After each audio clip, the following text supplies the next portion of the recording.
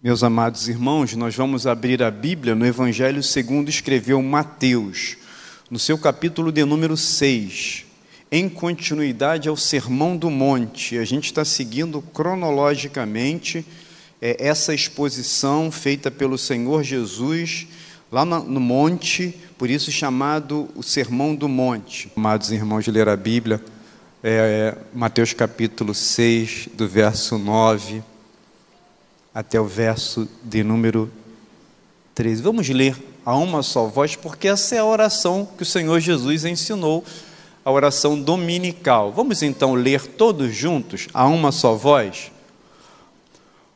Portanto, orem assim: Pai nosso que estás nos céus, santificado seja o teu nome. Venha o teu reino, seja feita a tua vontade, assim na terra como no céu. O pão nosso de cada dia nos dá hoje, e perdoa as nossas dívidas, assim como nós perdoamos os nossos devedores. Não nos deixes cair em tentação, mas livra-nos do mal, pois teu é o reino, o poder e a glória para sempre. Amém. Palavra do Senhor. Conforme eu falei, nós estamos seguindo, nessa ordem, esse sermão do monte que vai do início do capítulo 5 até o final, no seu capítulo de número 7. Um sermão didático, exposto pelo Senhor Jesus, onde ele reúne uma multidão, os seus discípulos que estão em torno dele, ouvindo algumas lições, alguns ensinamentos expostos pelo Senhor Jesus. Nós começamos essa exposição nesta ordem, mas não falamos nas bem-aventuranças. Elas serão feitas, serão usadas nas quintas-feiras, onde nós falaremos sobre as bem-aventuranças no estudo bíblico. Enfim, nós chegamos à oração modelo, dada pelo Senhor Jesus aos seus discípulos. Ela é conhecida como a oração do Pai Nosso, porque é assim que ela começa: Pai Nosso que estais nos céus. Ela também é conhecida como a oração dominical, exatamente por ela ser proferida no dia do Senhor, no primeiro dia da semana, e ela era sempre feita, realizada no primeiro dia da semana, no domingo. Há algumas formas para que a gente faça essa oração dominical e ela não seja simplesmente uma oração evasiva, sem nenhum sentido. Ou seja, nós não podemos fazer dela uma oração fria, uma oração apenas formal, mecânica, ao ponto de não entendermos qual é o significado, qual o sentido espiritual que ela tem. E nós temos aqui alguns pontos extremamente importantes, relevantes e aplicáveis para a nossa vida. Quando nós lemos no Evangelho de Lucas, no seu capítulo de número 11, verso de número 1, porque neste texto especificamente, não há aqui uma menção de que um dos discípulos de Jesus, ele, ao ver que Jesus tinha terminado uma das suas orações, Jesus estava orando, e um dos discípulos diz o seguinte para Jesus: Senhor, ensina-nos a orar. E aí então o Senhor Jesus profere essa bela oração chamada oração dominical ou oração do Pai Nosso. Aqui em Mateus capítulo de número 6, não há uma menção deste pedido, É claro que o texto no capítulo 6 fala sobre algumas maneiras e algumas formas que deve ser a oração, e quem lembra, a última vez que eu preguei, eu falei que a oração deve ser em secreto, a oração deve ser com simplicidade, e a oração ela deve ser feita com confiança. E aí surge então a oração modelo, ensinada pelo Senhor Jesus. Nós temos algumas estruturas, queridos irmãos, desta oração, e aí nós vamos trabalhar em cima delas para que a gente possa entender quais são essas estruturas que essa oração ela se apresenta.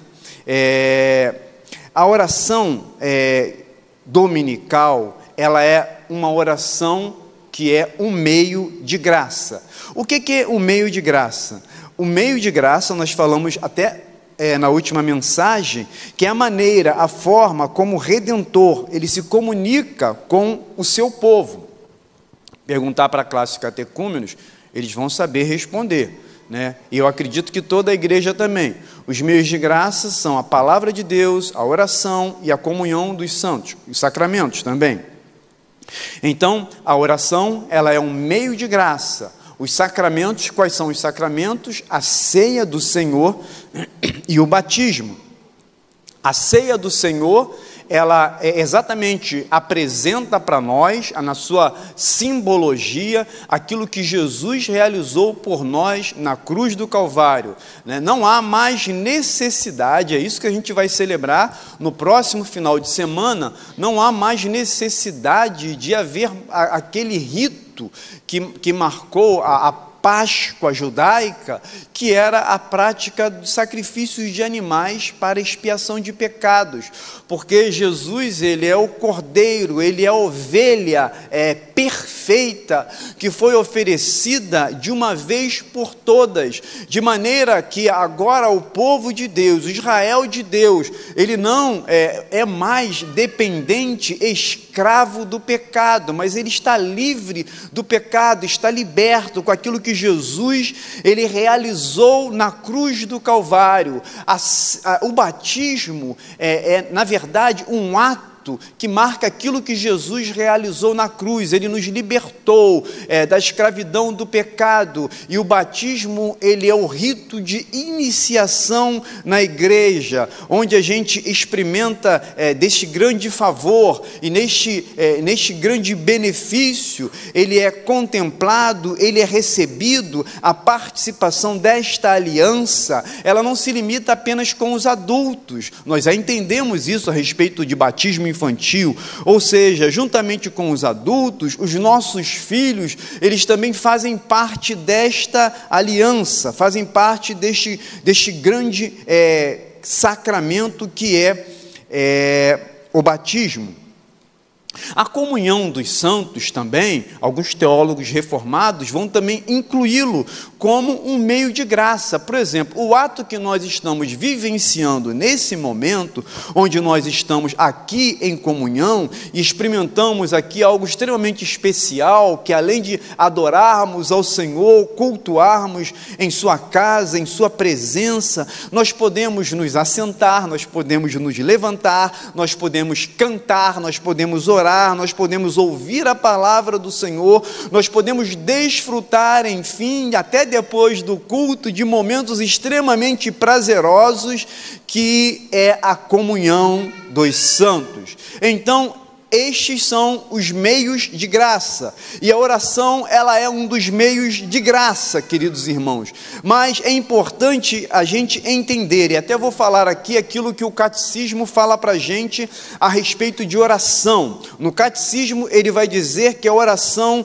é um santo oferecimento dos nossos desejos a Deus. Vamos entender. Quem pode participar? Na verdade, quem desfruta destes meios de graça, quem pode vivenciar e desfrutar e se deleitar desses meios de graça? Apenas aqueles que foram alcançados pela graça de Jesus, aqueles que foram salvos, estes podem desfrutar desse favor. Estes encontram nesses momentos da participação da ceia, encontram no momento do ato do batismo, encontram no momento da oração, encontram no momento da comunhão um grande prazer, um grande deleite, experimentar, vivenciar esses atos, estar aqui desfrutando desses atos, é tão somente para aqueles que foram alcançados pela graça. Senão isso aqui, queridos irmãos, será algo extremamente desagradável, será um jugo, será pesado, será cansativo, mas para nós, que fomos alcançados e salvos pela graça do Senhor, este é um grande benefício, este é um grande prazer. Orar não é jugo, orar não é peso, orar é falar com Deus, e falar com o nosso Deus é o grande prazer que nós temos. Deus. Vamos pensar, hoje nós vivemos neste mundo cotidiano onde as pessoas não têm tempo para nos ouvir. As pessoas estão extremamente afobadas, corridas, preocupadas com os seus afazeres, preocupadas com as suas ocupações, preocupadas com os seus dias. Mas o teu Deus, Ele está pronto para te ouvir. Ele está sempre atento à sua necessidade, aos seus pedidos, às suas confissões. Queridos irmãos, que privilégio, que benefício, que graça que nós desfrutamos, podermos então nos achegarmos e não tem nenhum meio. Não precisa de instrumento, você tem acesso. Nós falamos hoje na classe Catecúmenos, um dos pontos da reforma protestante é que nós desfrutamos do sacerdócio universal de todos os crentes, algo que foi lá trazido por Martim Lutero, lá em 1517. Então, ninguém precisa fazer esse meio campo, não precisa ir para o padre, nem precisa ir para o pastor. Pastor, ora por mim, ele pode até orar, ou qualquer outra pessoa pode orar, mas você tem acesso direto, você foi quebrado toda essa questão, essa separação. Nós somos então um reino de sacerdotes. Vamos entender, queridos irmãos, agora neste momento, esta estrutura da oração do Pai Nosso ou da oração dominical. Vamos pensar sobre ela. Desculpem. Nós temos alguns pontos importantes aqui na oração. Primeira delas é o prefácio, né? O prefácio é a seguinte palavra: portanto, orem assim. Esse é o prefácio da oração dominical. E a introdução desta oração, ela é a seguinte palavra: Pai nosso que estais nos céus. Esta é a introdução. E se você contar comigo nesta bela oração dominical, nós vamos perceber que elas têm 6 petições. Vamos contar, para que a gente já tenha isso como base. Na minha Bíblia ela fica rabiscada, irmãos. Eu efetivamente marco os pontos, eu marco as observações. Então aqui na minha Bíblia já está marcado todas essas petições. A primeira petição é a seguinte: santificado seja o teu nome. Essa é a primeira petição. A segunda petição é a seguinte: venha o teu reino. A terceira petição é: seja feita a tua vontade. A quarta: o pão nosso de cada dia nos dá hoje. A quinta: perdoa as nossas dívidas, assim como também perdoamos aos nossos devedores. E a sexta e última petição é o seguinte: não nos deixes cair em tentação, mas livra-nos do mal. Há um prefácio, há uma introdução, há 6 petições, e no final, de maneira sublime, a gente tem a conclusão que diz o seguinte: porque teu é o reino, o poder e a glória para sempre.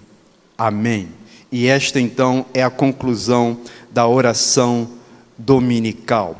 Nós vamos perceber que nessas 3 petições, nós temos as 3 primeiras necessidades que são essenciais efetivamente, ou seja, elas são primárias, elas são necessidades básicas na vida cristã. Por isso Jesus, ele segue literalmente a esta ordem. E eu queria que você então, porque hoje nós vamos ficar apenas na primeira petição. Qual é a primeira petição? Esqueci.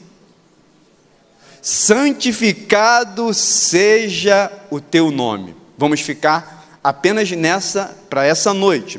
E a segunda petição é a seguinte: qual é a segunda?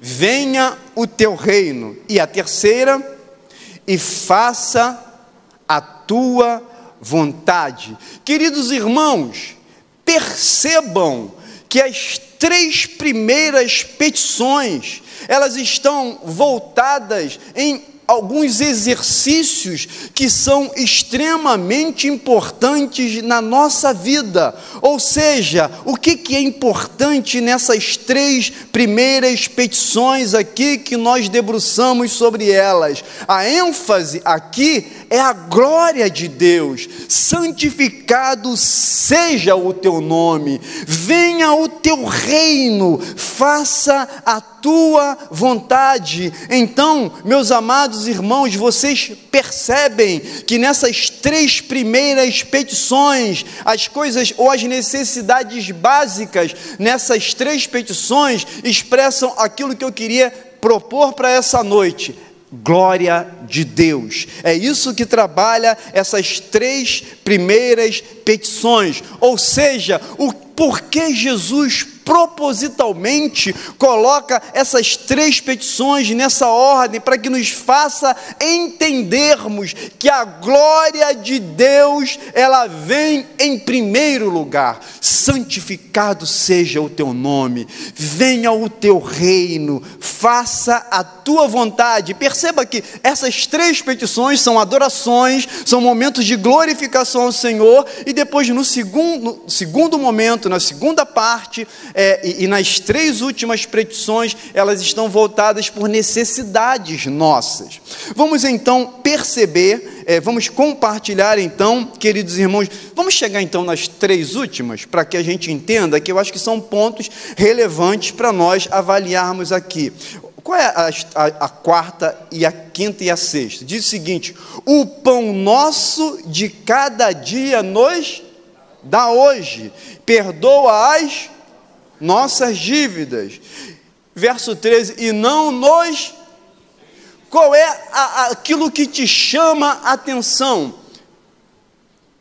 Estou tentando lembrar português aqui. Gênero é masculino e feminino, né? Grau é pessoa, então aqui é número. Acho que é isso na língua portuguesa. Qual é o tempo aqui?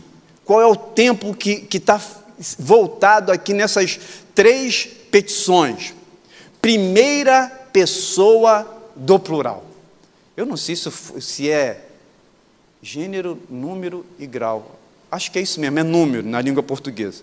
Então, o número aqui expressa para a gente, que eu queria destacar, e que a gente observasse que este momento, ele não é individual, ele é coletivo. Quando o Senhor Jesus, ele ensina essa oração, ele vai então deixar muito claro que nós não devemos e nunca podemos orar o meu pão de cada dia, mas não, é o pão nosso de cada dia, e não orar, perdoa as minhas dívidas, mas perdoa as nossas dívidas. Então, queridos irmãos, precisa estar, e quando diz, não me deixe cair em tentação, mas ele vai dizer, não nos deixe cair em tentação. É uma ideia daquilo que é coletivo, não é aquilo que é individual, no sentido de egoísmo, é centralizado, mas é uma ideia coletiva de cada um de nós, termos tudo em comum. É o pão nosso, é as nossas dívidas, perdoar a todos nós, é não deixar cairmos em tentação. Isso nos dá a ideia de comunhão, de unidade, queridos irmãos. Mas a proposta para essa noite é falarmos apenas da primeira petição. E eu estava lembrando aqui, já que a gente falou das 3 últimas, a conclusão ela é extraordinária, né? Porque teu é o reino, teu é o poder, tua é a glória para sempre. Por isso que eu gostei de cantar. Teu reino é sempre eterno, firmado em misericórdia, justiça e igualdade, bondade e fidelidade, a tua igreja te adora. Hoje eu cantei bem, gente. Olha, fiquei afinadinho, hoje fluiu bem. Mas não vou cantar no grupo de louvor. Algumas pessoas fizeram assim, mas está tudo bem. Vamos lá. Então, queridos irmãos, nós vamos nos ater na primeira petição. Que a primeira petição é exatamente essa: santificado seja o teu nome. Mas aí precisamos olhar para essa realidade, interessante, né? Antes disso, preciso falar da introdução. Pai nosso que estais nos céus. Nós fomos adotados. Isso tudo só é possível para nós, porque Ele é o nosso Pai. O nosso Pai celestial. Queridos irmãos, salvos em Jesus, este privilégio é tão somente para aqueles que têm de Deus como seu Pai. Isso no tempo antigo, nos primórdios, no tempo da igreja primitiva, nenhum incrédulo, nenhum pagão estava autorizado a fazer esta oração. Nenhum incrédulo poderia participar da ceia do Senhor. Nenhum incrédulo poderia desfrutar da relação fraternal da igreja, queridos irmãos. Estes momentos, esses desfrutes, é um ato filial, é um ato de adoção. Ele nos adotou como seu filho, Ele é o nosso Pai. Por isso a introdução começa: Pai nosso que estais nos céus. E aí a gente precisa lembrar de João 14, verso 6. O que diz lá? Lucas, ajuda aí para a gente, João 14, verso 6.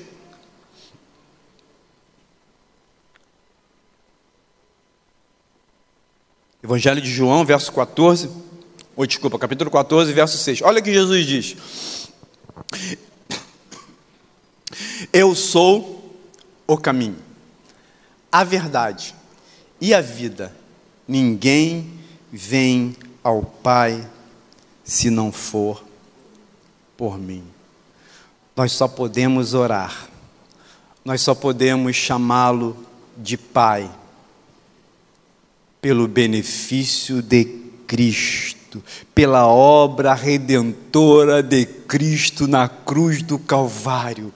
Por isso nós podemos chamá-lo de Pai, porque nós fomos adotados como filho pela obra realizada por Jesus na cruz do Calvário.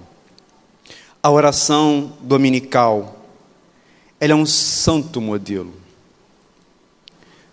mas ela é pronunciada, sim, por pecadores, mas pecadores que foram transformados por Cristo Jesus.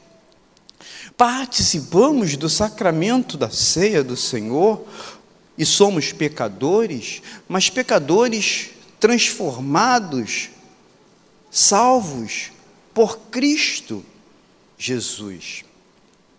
Vamos nos ater então nessa primeira petição: santificado seja o teu nome. Lendo assim, nos dá a impressão de que o nome de Deus, ele vai ser santo a partir da petição nossa. Então, nós vamos orar para que santificado seja o seu nome, no sentido de que a nossa declaração é que vai santificar o nome de Deus. Mas não é isso, queridos irmãos.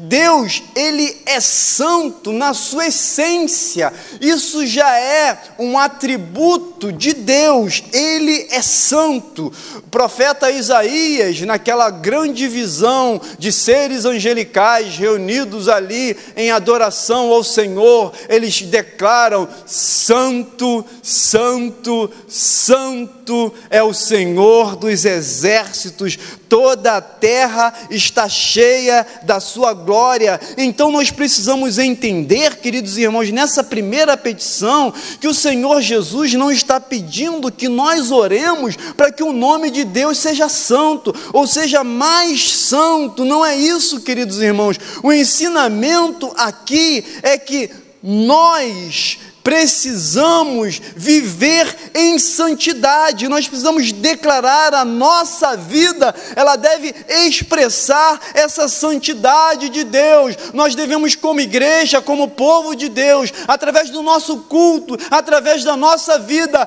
refletirmos a santidade de Deus, porque quem vai se manifestar, ou como a santidade de Deus vai ser revelada, vai ser expressa, vai ser vista, através de uma igreja santa, através de vidas santas. Por isso, tudo aquilo que nós fazemos aqui, os louvores, as mensagens, as orações, não são para elogio, não são para privilégios, não são para honras de cada um de nós, mas elas são para honra e glória do Senhor. É a santidade dele, é a presença dele, é a glória dele que se manifesta no lugar.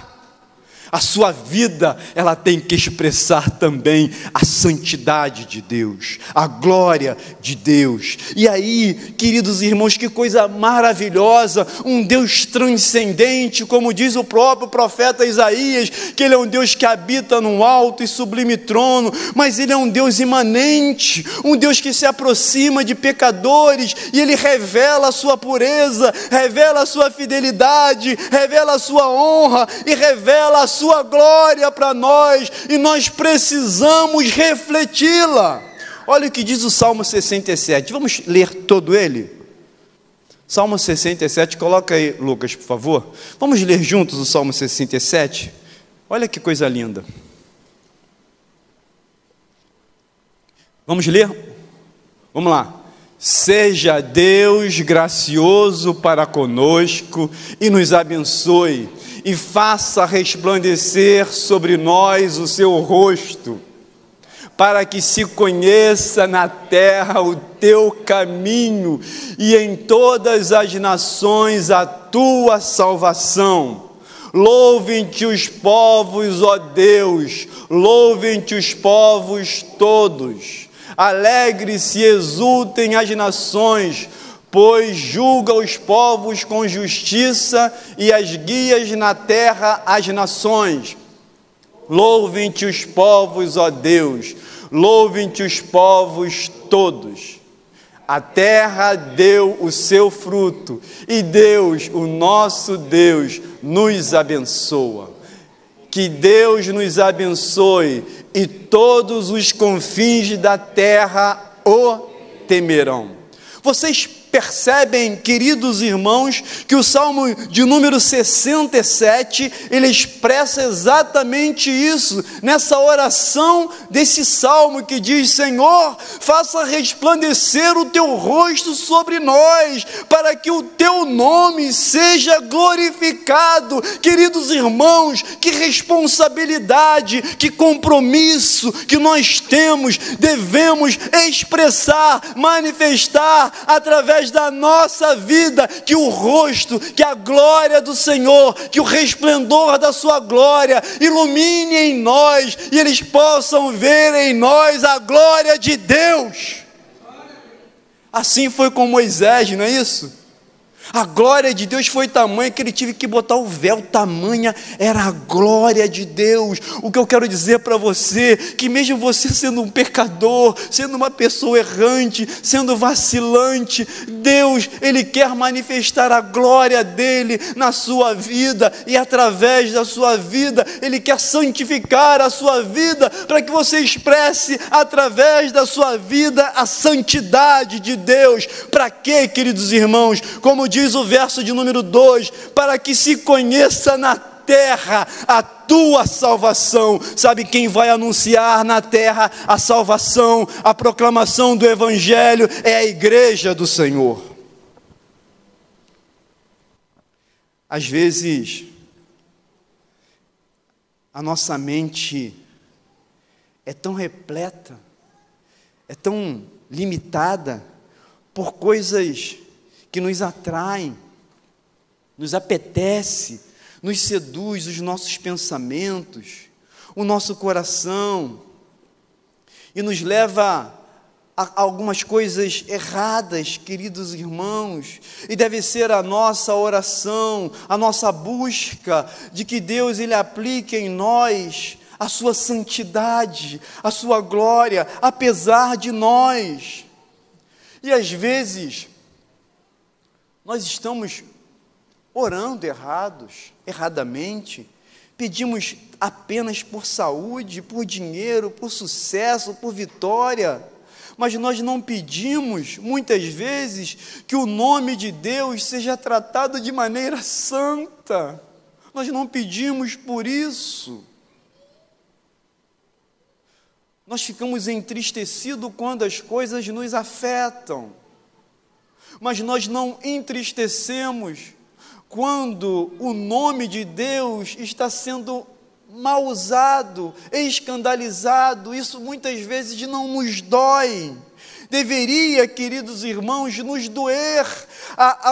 Aquilo que expressa o Salmo 99 deve ser essa realidade: reina o Senhor, tremam os povos, Ele está entronizado acima dos querubins, ou seja, Ele é santo. E o Salmo 99, verso de número 3 vai dizer: celebrem eles o teu nome. Quando andamos no mundo, queridos irmãos, somos testemunhas da santidade do nome do Senhor.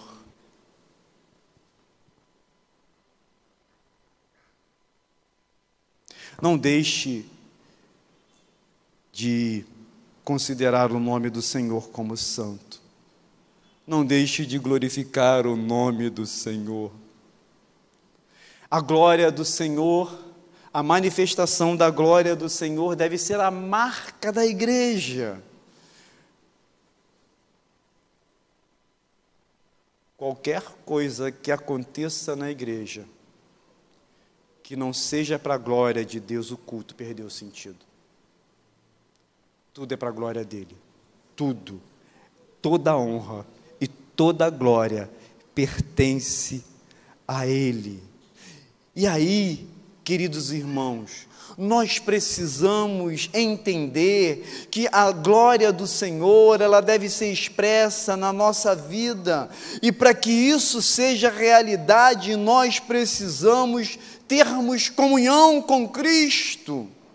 Se não temos compromisso, se não derramamos o nosso coração diante de Deus, se somos incapazes muitas vezes de suportarmos provações e perseguições e lutas na nossa vida, a nossa tendência humana é negarmos o nome do Senhor. Lembra de Pedro? Pedro foi aquele que negou ao Senhor, estava coagido, ameaçado de morte, então para que naquele momento ele negou ao nome do Senhor. Então pensemos que em todo momento, em todo tempo, na nossa vida, deve ser expressa na nossa vida, seja qual for a situação que você está vivendo, que você está desfrutando, que as reveses da sua vida, você deve ser a expressão da glória do Senhor, a santidade do Senhor se manifesta em você e deve ser também através de você. E para isso, esse Deus, Ele é um Deus único, Ele é um Deus exclusivo. Deus, Ele não divide a glória dEle com o outro. Deus, Ele não divide duplicidade de vida. Ele quer tão somente integridade, unicidade. Toda a nossa vida deve ser apenas dEle. Não apenas na igreja, queridos irmãos, mas na nossa vida, no nosso dia a dia. O que exige, o que melhor, o que Deus exige de nós é que o seu nome seja santificado. Vamos pensar em intimidade? A Bíblia fala de intimidade ou conhecimento, da mesma forma, sempre quando a Bíblia fala sobre intimidade, ela sempre estabelece da mesma forma a relação de um homem com uma mulher. Então, a intimidade na Bíblia, ela sempre trata da mesma forma que é a relação de um marido com a sua esposa. Essa é a expressão que marca exatamente a intimidade. Mas no mundo caído, falei igual o pastor Marcos que ele fala, nesse mundo caído que a gente vive. Então, no mundo caído, hoje a gente já percebe que existem casais incrédulos, aqueles que não temem ao Senhor, que em via de regra eles não têm compromisso. Já viu que já tem casais que, por exemplo, olha, você vive lá na sua casa e eu vivo na minha casa, né? E aí, quando a gente tiver alguma relação, alguma intimidade, a gente se vê. E depois a gente volta para as nossas atividades normais, a gente separa e cada um vive a sua vida. Só que esse ensino, queridos irmãos, eles são para os ímpios e para os incrédulos. Ele não é bíblico, porque quando nós falamos em intimidade, em relação próxima, nós estamos falando, e aí vamos pensar na vida conjugal, que a gente tem momentos muito bons, momentos prazerosos, mas a gente tem momentos extremamente difíceis, e que a gente estabeleceu que nós temos um compromisso com essa pessoa. E aí vamos pensar também naquilo da maneira como o Senhor Jesus, Ele nos trata como a sua noiva. E aí vamos pensar nessa realidade de uma noiva, de entrar no recôndito e desfrutar apenas dos momentos com o amado e comer da mesa, e depois, sem nenhuma informação, ela vai embora e deixa o seu compromisso, desaparece e deixa o seu noivo. Queridos irmãos, é isso que ocorre. As pessoas não querem, só querem viver momentos prazerosos na presença do Senhor. No casamento não tem momento difícil? E não tem que permanecer nele. Só que as pessoas, num compromisso com o Senhor, dizem que têm intimidade com o Senhor, mas quando vêm os momentos difíceis, elas se afastam, elas não permanecem. E intimidade é estar o tempo todo empenhado, dedicado, se entregar e entregar sem reservas. Se efetivamente, como igreja, entendermos que a nossa vida de santificarmos o nome do Senhor, de vivermos em santidade para o Senhor, estamos entendendo que isso vai trazer para nós momentos prazerosos, momentos alegres, momentos felizes, mas vai trazer para nós algumas reveses, algumas lutas, alguns momentos difíceis, mas nós não vamos nos separar, nós não vamos deixar. Isso é uma realidade que tem que ser entendida pela igreja. Você não pode viver apenas nas festas, apenas nos banquetes. Você tem que estar nos momentos difíceis, nos momentos delicados da igreja, nos momentos de dor, nos momentos de tristeza. É isso que o Senhor quer de cada um de nós, se nós entendemos que nós precisamos ter intimidade com Ele. Isso é intimidade com o Senhor, estar em todo tempo, estar em todo momento. Porque, infelizmente, o nosso tempo é de uma geração que não tem compromisso, que não tem fidelidade, que não tem amor, mas é movida por interesses. Que não seja essa a nossa realidade, queridos irmãos. Esta é a primeira petição da oração dominical.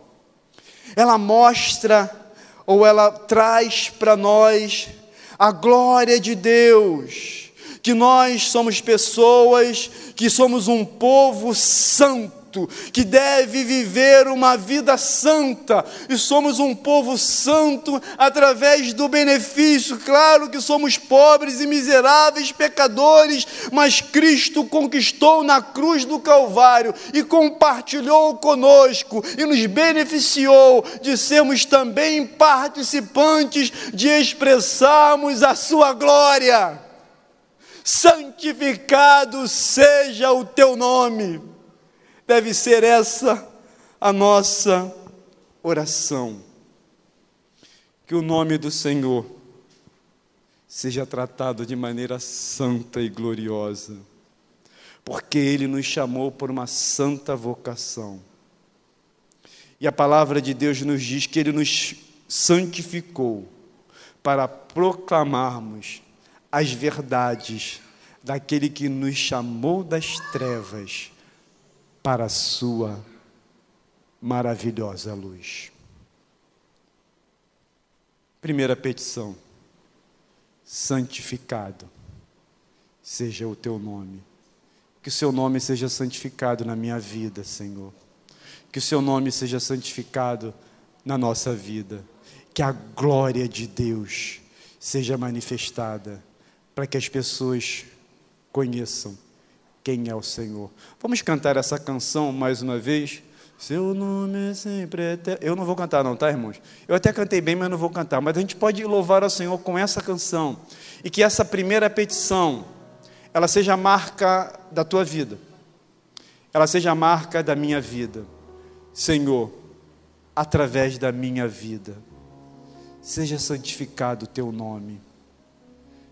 Trata da minha vida para que as pessoas possam ver a santidade do Senhor através de mim. Louvemos ao Senhor com essa canção. Vamos ficar em pé enquanto nos preparamos para a ceia do Senhor.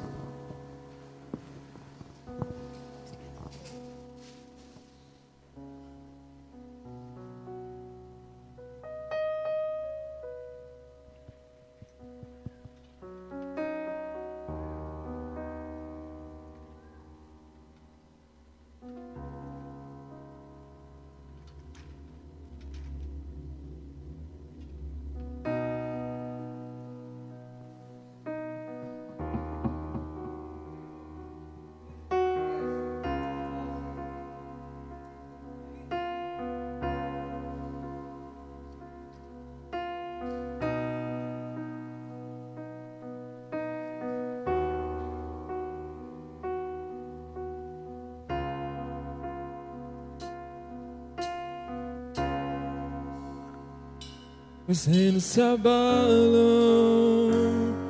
os povos se curvam, as bocas se abrem, as mãos se levantam para dizer que tu és o Rei, para dizer que tu és o Senhor.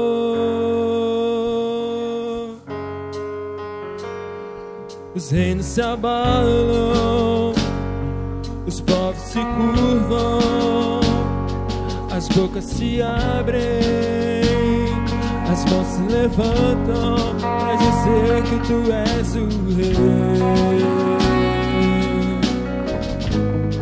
para dizer que tu és o Senhor. Teu reino é sempre eterno, firmado em misericórdia, justiça e igualdade, bondade e fidelidade. A tua igreja te adora, a tua igreja te adora. Teu reino é sempre eterno, firmado em misericórdia, justiça e igualdade, bondade e fidelidade. A tua igreja te adora, a tua igreja te adora.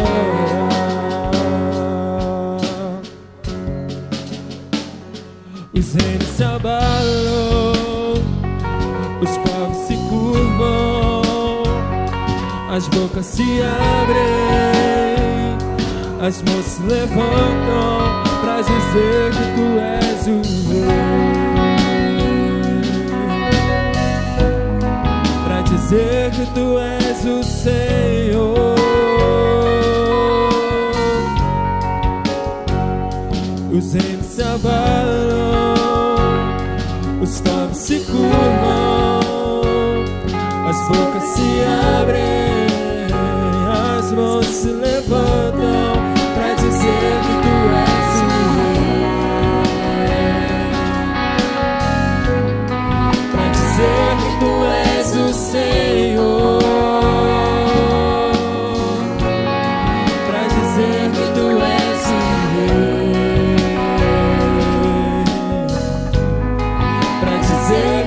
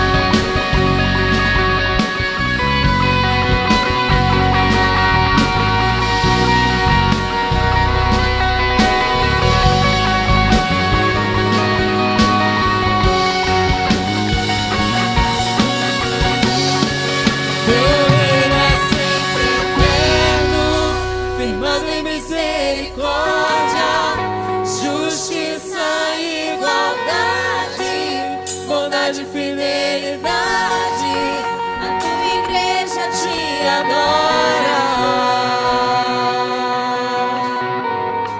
A tua igreja te adora.